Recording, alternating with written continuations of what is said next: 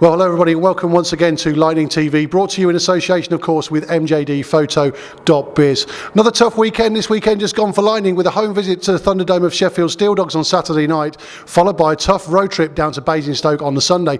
Now, on the Saturday night, it was end-to-end stuff, all level until the end of the game. So it went into overtime, Sheffield taking the 2 points there and a 2-1 win. After that game, we caught up with a couple of the lads.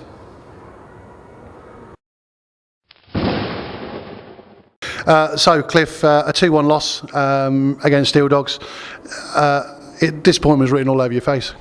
Yeah, gutted about that performance, to be honest.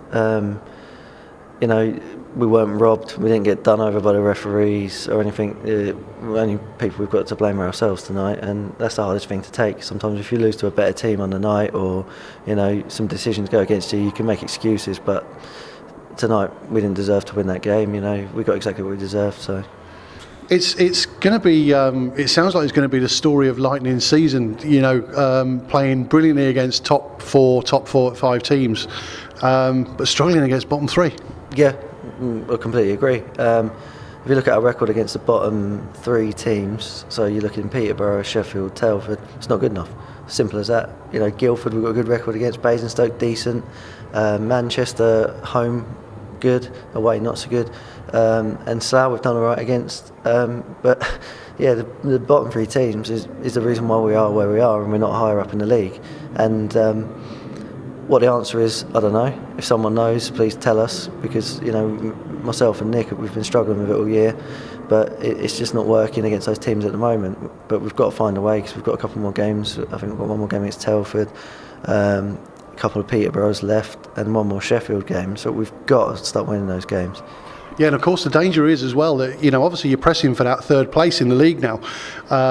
You don't want to say the league's dead and buried, but mathematically, you'd probably put money on either Guildford or Basingstoke to go ahead and take that. So maybe looking at 3rd place, but then you've got the possibility there that Peterborough on the run that they're on right now, and they've won again tonight, could take that 6th place. We could end up in a playoff spot against Peterborough.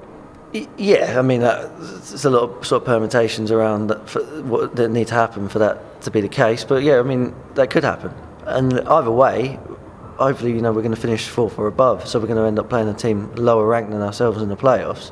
And at the moment, it would be better if we finished 8th and played against Guildford or Basingstoke. And that's just ridiculous. That's just how silly things have got this season. And on our night we can beat anyone, on our night we can lose to anyone, and I've said that time after time. I've written it in the programme week after week, said it in interviews with you, and it's not good enough. Yeah, I mean, I need to qualify what I just said about coming up against maybe something like Peterborough like that. At the end of the day, if you want to get to Coventry, you want to win Coventry, you've got to be the best anyway, haven't you? You've got to beat everybody as you go along the way. Oh, of course you have, yeah, because you've got your home and away quarter final, then you're going to have a semi-final, which is going to be against another team that's just knocked someone else out, and then the final, on the Sunday. So either way, you've got to play and beat the best. But we've just got to come in the same mentality that we have when we play the best teams, when we're playing the teams that are lower down the table. And at the moment, we're not bringing it. Going back to tonight's game, first of all, I mean, it won't console you a great deal, but obviously, big old crowd here in the Thunderdome tonight. There was a lot of people here, and the atmosphere was absolutely fantastic. And the game itself looked pretty much end to end. Now, I've got to say one thing about Sheffield. Take nothing away from them, especially on tonight's performance. They came out, and normally where they put a lot of people behind the puck, they came out and they attacked you tonight. They came out and forechecked. Yeah, they were forechecking really well, and when you're forechecking, it's a bit.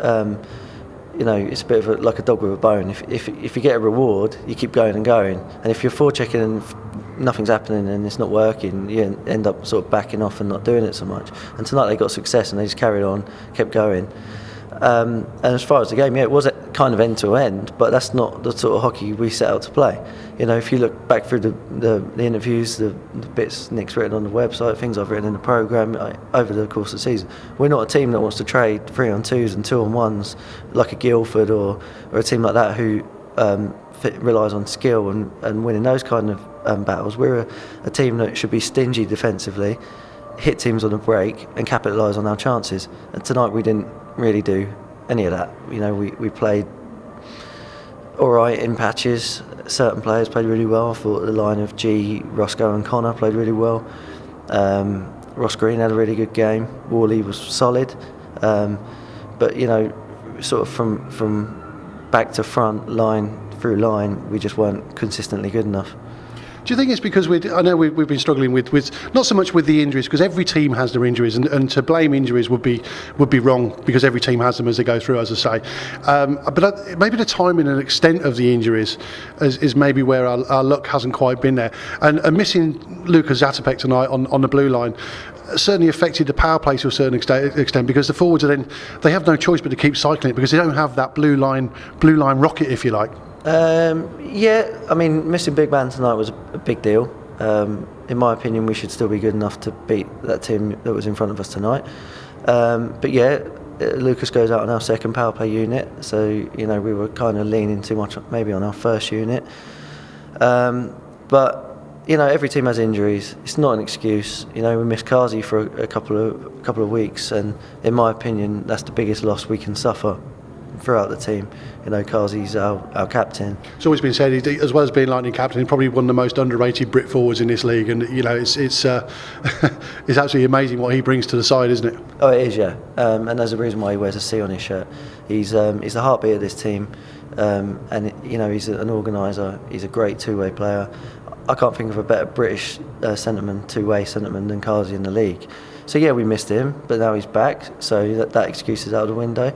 Tonight we were missing Chinny, and we were missing big man, which does make a difference, but it's not an excuse. Every team's missing players, and no team goes from September through to April without getting any injuries, and it's how you deal with that sort of shows the measure of what kind of team you are. Basingstoke tomorrow. That's going to be a tough road trip. Whether or not you're going to have Zato back, I don't know. Obviously, that's something for you guys to consider. Chinny's struggling a little bit with his arm. Whether or not you'll be a nice full team, you'll know that tomorrow, obviously. But there are going to be no pushovers. But having said that, the record against the top four teams this season has been good. It has, yeah. Guildford, Basingstoke, we've done quite well against. Manchester, we played quite well against at home. Basingstoke tomorrow, if we turn up and play like we have done for the last couple of weeks, yeah, no problem. We've only played down there once this season, and we got embarrassed a little bit. I think it was like 5-0 or something like that.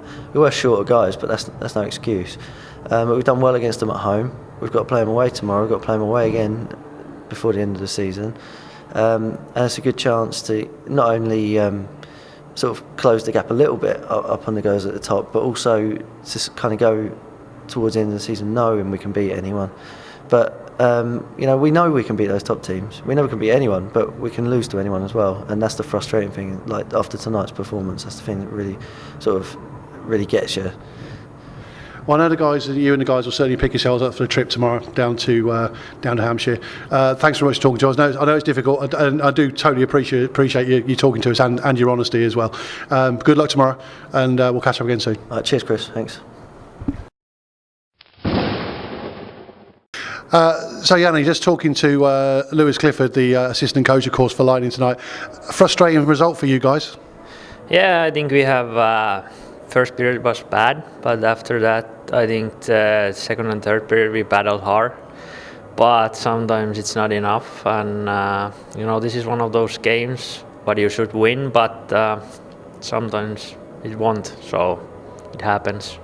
Yeah, Sheffield seemed to sort of come at you and really sort of hit you on the forecheck very, very early on, and sort of stop you playing to a certain extent. Was that the way it sort of seemed as well? Yeah, well, they, especially at the first period, they gave us a lot of pressure, but still we should be able to play, because it doesn't matter what the opponents do, we just have to be quicker. And I think the second and third, they get a little bit tired, so I think we played okay, but you have to score to win. So it's one point where it could have been two. The third place in the league is still achievable, of course, as we run into the playoffs again. What's the mentality now? Is it just keep playing as you can, and you can still hit the right tempo at the right time as we come into playoff time? Yeah, well, every day we have to improve our game, and that's the goal in the playoffs. And hopefully we get to the third, and I think the home advantage, is that right?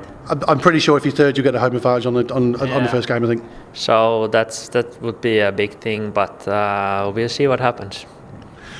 Talk to me a bit about now since you joined Lightning. You know, obviously you've been here a few weeks now, and you seem to be settled in. I mean, I think it's fair to say that maybe when you first joined, the fitness wasn't quite there because you've been out of the game for a little while. But you certainly seem to be picking it up now, and certainly getting a good relationship on the ice with the rest of the guys. Yeah, the first weekend was hard. I haven't been playing hockey for a year, and that's a long time. But now it feels day to day. It feels better. I think that was the 6th or 7th game, and a few times on the ice. So it's still only a few times. But I hope in the playoffs I can help more. So how are you finding it? This is your first experience of the British game, if you like. How are you finding it? It's an interesting game. The level goes pretty much ups and downs. There's a few teams, and then there's. If I say it polite, like I mean, like the level goes ups and downs, but I like the league. I think it's good hockey, and I like when they battle hard. There's few fights, so that's good for the fans who likes it, and it's good hockey. And just thinking about Nick Paul as well. Obviously, Nick knows your game as well. I suppose having played in Finland himself. Is that where the relationship came from? When obviously you knew a little bit your background. When it came to signing you. Actually, I have no idea. You have to ask that to Nick. But I only get information from my agent that they would like me to come over here and just a few hours, and I said yes, I'll go there. And it was literally quick, wasn't it? You literally landed one day and straight on the ice and practiced the night before, wasn't it? I came on Friday, and I actually went first time on the ice on a Saturday game, so it was an interesting start, but it worked well. So here in Milton Keynes, obviously, it looks like the fans have pretty much welcomed you as you came in. Were you surprised when you got the welcome that you did? It's always nice that if somebody cheers you, it's better than if somebody boos you. So I'm happy. They have great fans here in Milton Keynes, and I hope we can give them a good rest of the year. And you fit in the locker room. The locker room is good fun in there. The guys, the locker room in Lightning has always been renowned around the league for being a good locker room. It's a bit like a family atmosphere. They've obviously, they've taken you in as well.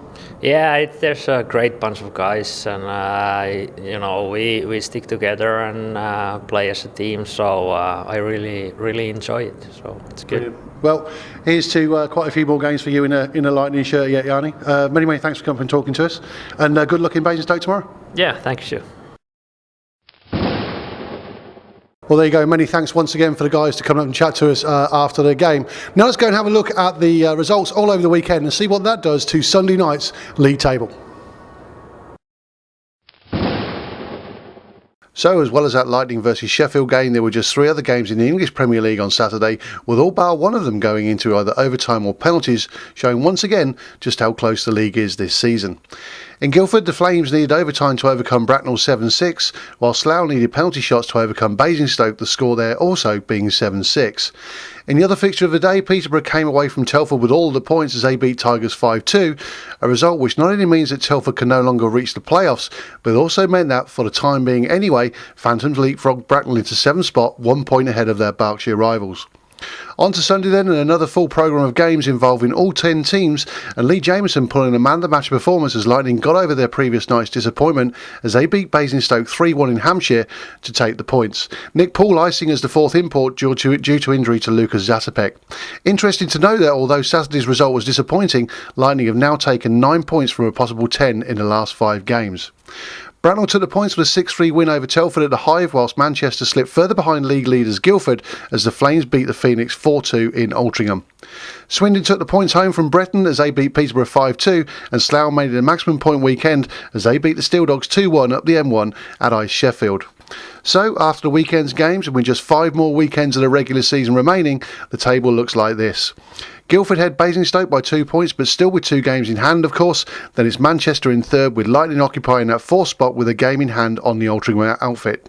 Slough are level on points with Lightning, having played 1 more game, with Swindon 1 point back, which will make this Thursday's game between Lightning and Wildcats at Swindon even more crucial. Bracknell once again leapfrog Peterborough courtesy of Sunday's results, while Sheffield and Telford once again occupy the non-playoff places. Still 5 weeks to go and still some changes to come yet to these English Premier League positions. So there you go, just a few weeks to go of the Standard League season, of course, before we head into the playoffs and those all-important places for Coventry weekend in April. Talking of the Coventry playoffs, of course, Lightning in the next couple of weeks are looking to unveil their playoff jerseys, the unique jerseys they have every single year. So you need to keep an eye out on the Lightning website and, of course, the Milton Keynes Ice Hockey Forums, the address of which is coming along the bottom of your screens right now. Once again, we'd like to thank everybody who bought raffle tickets and shirt off his back tickets, etc., 50-50 tickets over the last weekend. Once again, the guaranteed minimum prize was £150. In fact, it was Len who took away £218 and had that money presented on the ice by Adam Carr after the game on Saturday night. Don't forget, it's you, the fans, that make things like this possible. We're raising so much money throughout the club, and on behalf of the Supporters Club, we really want to thank each and every one of you. So don't forget, of course, the unique playoff shirts coming up in the next couple of weeks. Keep your eyes peeled for those. That's pretty much all we've got time for this week. Guildford Flames are the next team to visit next Saturday here at the Thunderdome. Don't forget, you need to get your tickets by Friday if you want to get a discount, and also if you want more information, just go to the Lightning website, mk-lightning.com. It's as simple as that. Until next week, we'll see you then. Take care.